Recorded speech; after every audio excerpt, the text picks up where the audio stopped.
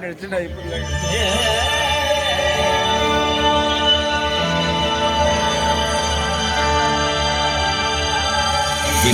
किसान का बेटा था वो दृढ़ता का भंडार। वल्लभ भाई पटेल नाम कहलाता था सरदार। कृषक कार्मिक जनगण से था उसको प्यार अपार। अखिल देश ने उसे रहनुमा किया था स्वीकार। गांधी बापू का शिष्य, सत्य अहिंसा का अवतार, किंतु एक भारत करने को धर लेता हथियार। लौह पुरुष संबोधन था वो लोहे की दीवार। तेज पुंज तुम, शक्ति पीठ तुम, बल का सागर अपरंपार। ऋणी देश का नम्र नमन तुम स्वीकारो सरदार।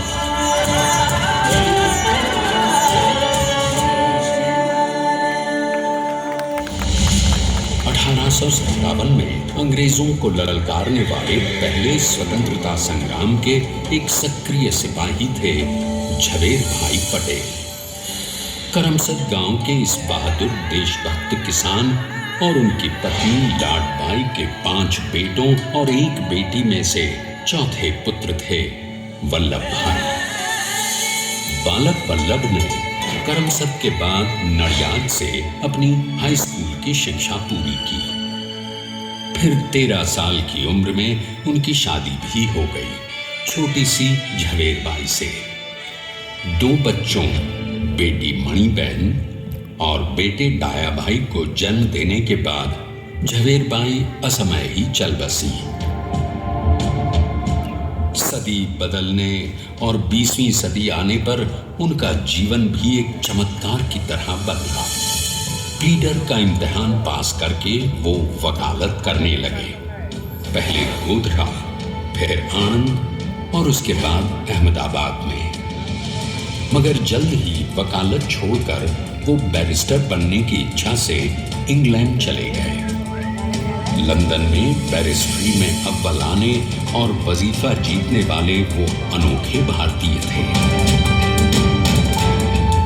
अब तो अहमदाबाद की वरिष्ठ अदालत में बैरिस्टर पटेल की जिरह और जीतों की धूम मच गई।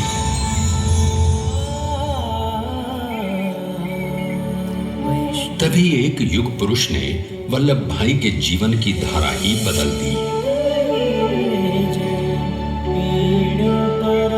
दक्षिण अफ्रीका में सत्याग्रह के अहिंसक अस्त्र से गोरे शासकों को सबक सिखाकर भारत वापस आए बैरिस्टर मोहनदास करमचंद गांधी से मिलकर वल्लभ भाई ने अपने कुछ बरसों से सीखे विदेशी व्यवहार और संस्कार हमेशा के लिए त्याग दिए और अब वो अपने खेड़ा के किसानों को हक दिलाने के लिए बापू के साथ आंदोलन में कूद पड़े। अब उनके पैरों में जूते नहीं, गांवों की धूल थी। हृदय में भारत भूमि की शस्य श्यामला धरती। मन में थे गांधी और मस्तिष्क में एक नए स्वतंत्र भारत का सपना।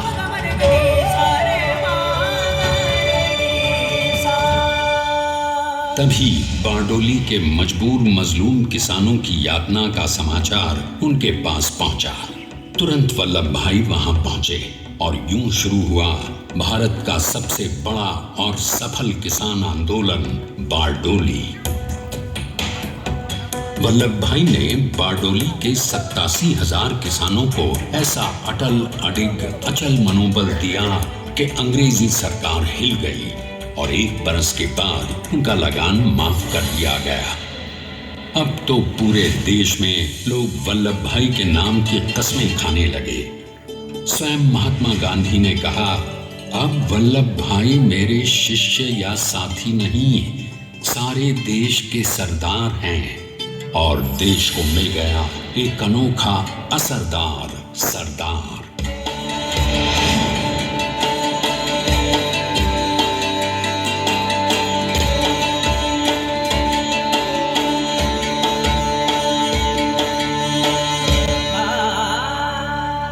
सरदार पटेल के नाम और देशभक्ति से अंग्रेज डर कर कांपने लगे। 1930 के नमक सत्याग्रह और दांडी कूच में वो बापू से भी पहले गिरफ्तार किए गए। तो सन 1932 में फिर उन्हें बापू के साथ ही जेल में 2 सालों के लिए डाल दिया गया। मगर आजादी के दीवानों को, स्वतंत्रता के परवानों को कौन गिरफ्तार कर पाया है? जेल से छूटते ही सरदार को कांग्रेस के नए राष्ट्राध्यक्ष पद पर चुना गया और उनकी सरपरस्ती में राष्ट्रवादी भारतीयों ने तमाम ब्रिटिश सूबों में जीत हासिल कर वहां अपनी स्थानिक सरकारें बनाई। किंतु सरदार का सपना केवल सरकार बनाना नहीं था। उनका स्वप्न तो था एक ऐसे नए भारत का जहां हर रंग, हर रूप, हर जात, मजहब, तबके का हिंदुस्तानी एक साथ मिलकर एक ऐसा नया भारत बना